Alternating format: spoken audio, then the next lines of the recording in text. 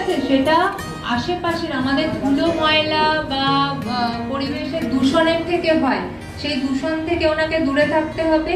আর খাবারের ক্ষেত্রে যদি বলেন, ইমিউনিটি পাওয়ারটা বাড়াতে হবে যাতে ঠান্ডা ওনার না লাগে।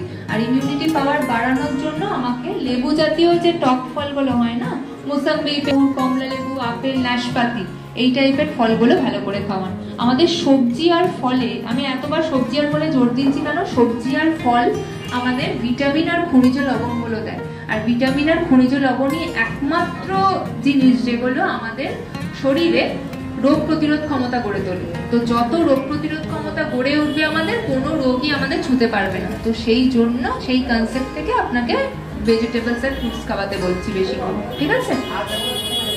ভাত এবং সবজি যেরকম, কোনো অসুবিধা নেই। ওনার আলাদা কোনো ডিজিজ নেই তো, মানে সুগার প্রেশার কিছু নেই তো, তাহলে কোনো অসুবিধা নেই, যে কোনো খেতে, মানে উনি যেরকম নর্মাল ডায়েট করেন সেরকম।